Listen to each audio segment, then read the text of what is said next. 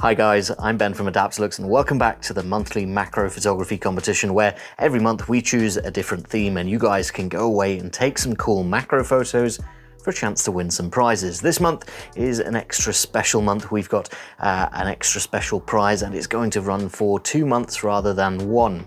So without any further ado, let's talk about this month's challenge and then we'll jump over to the computer to take a look at last month's winners.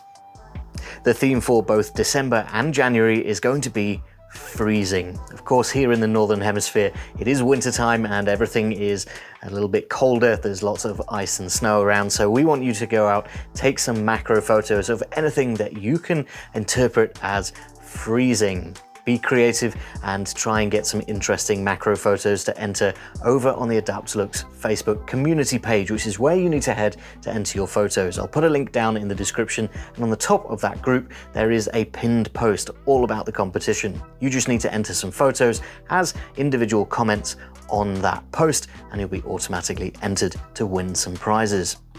Now, what are the prizes for this month's challenge? Well, we're doing 2 months of challenge, so we need an extra special prize. For our first prize winner, we're going to be giving away one of our control pod minis and a lighting arm, a standard lighting arm of your choice. So you can head over there and check out the pod mini. I'll link it down in the description as well. For the runner-up, we're going to be giving away one of our 60mm photo boards, which are really fantastic for product photography. As I mentioned, this month's competition is actually running for 2 months, so I'll see you back here at the end of January to find out who's won. Now, we do need to take a look at some entries and pick some winners for last month's challenge, November. So we're going to jump over to the computer and take a look at some entries. So then guys, here we are on the Adaptalux macro photography community group on Facebook, which is where you need to head to find this pinned post and enter your photos as comments. And we have lots and lots of autumny photos to take a look at from November's challenge.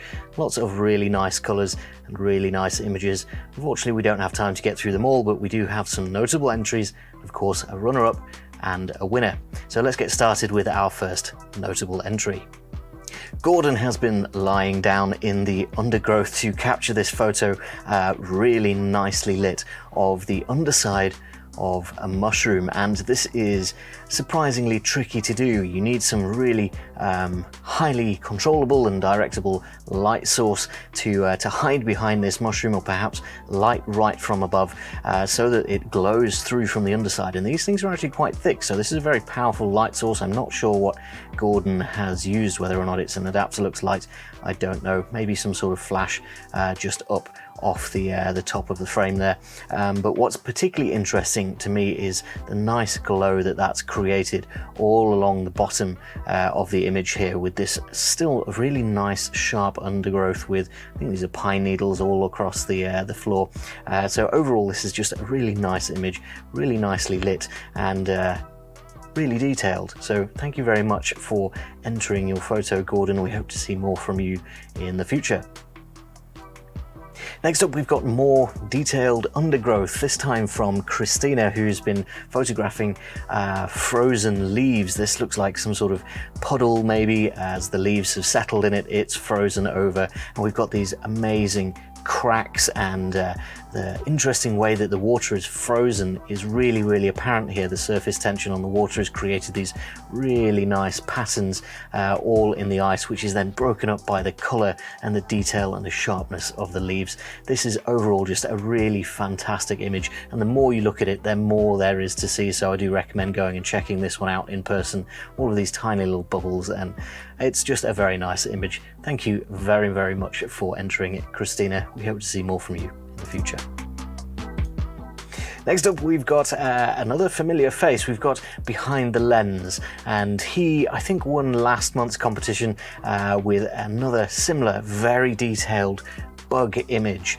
This one is much more autumnal themed, of course, with this lovely orange leaf creating a sort of out of focus frame for the insect itself. But that's not all. It's also got these antennae just reaching up, and you can really see the depth in the image because of the way that these fall out of focus. But then the focus is really pinpoint perfect on the face of the insect here. I'm not even sure what kind of insect it is, so please do let us know, but it's a wonderfully sharp, very well framed, and overall very well taken image. Thank you very much for entering it. Next up, we've got something a little bit different. It's not an autumnal leaf, but it is an autumnal apple from Ionut, who's again lit this really nicely. We've got some nice highlights over here that are making this sort of pinkish color, which then drops off down into this really nice deep red of the apple as the apple curves around. And then of course we've got all of this detail over here at what I would presume is the bottom of the apple, with a lot of nice sharpness and a lot of detail here, which kind of obscures the fact that it's an apple in the first place. It's a very unconventional photo of an apple, certainly, but it's well, the quality of this month's images are really high, so thank you very much for entering this one, Ionut, and do keep being creative with your angles. Next up, we've got another familiar face. We've got Turgé, who's entered, I think, every one of our last few competitions with really high quality images, and this one is no different. We've got what looks to be a fairly standard autumnal leaf here, but the composition and lighting of this image is really, really nice. It's one of those where if you blur your eyes a little bit, it really shows off the highlights and the lowlights and the contours of this leaf. And then of course, when you unblur your eyes, you've got all of that detail in between these really nicely, evenly spaced veins of the leaf. So it's overall just a really pleasing image. Thank you very much for entering. Every month we do like to highlight the most liked image from the group, so we do have Dave's photo here called Autumnal Leaves, or Autumn Leaves, and I don't know whether he's referring to these in the front or the clearly autumnal leaves in the background, but these have got really nice orange shade to them. I don't know if he's upped the saturation a little bit on these, but it's a really nice popping color which frames whatever this is in the middle. These, I think, are seeds rather than leaves, but they're no less autumnal, and they do bring a lot of detail and interest to the center of the image, surrounded by all of that color. So this is well deserving of the community favorite this month, so very well done, Dave. Thank you for your entry. Now for the runner-up prize this month, we've got Robotic Photo, who's taken a backlit shot of a leaf, and this is very strange indeed. It almost looks like something from an evil sci-fi or fantasy film, with light shining through all of the veins between all of these blackened out cells on the leaf, but only half of it. It looks like this red is sort of spreading down the leaf, glowing from within. So I'm not entirely sure what kind of leaf this is, whether it's naturally sort of black like this, but it's very well thought through in the lighting from behind, using an Adaptalux light apparently. Don't know whether this is a red lighting arm, but then it's also been lit from the front so that we can get some of that detail on this sort of blackened surface of the leaf. I don't think it would be quite as impressive without that extra little bit of light, which is not too apparent that somebody's done that until it's pointed out. So very well done, Robotic Photo. You are our runner-up for this month. And of course, our winner for this month is going to be Scott, who's got this iconically autumnal image here of, well, it's an autumnal leaf laid down in some grass, but there's a lot going on here. There's a lot of detail on this leaf.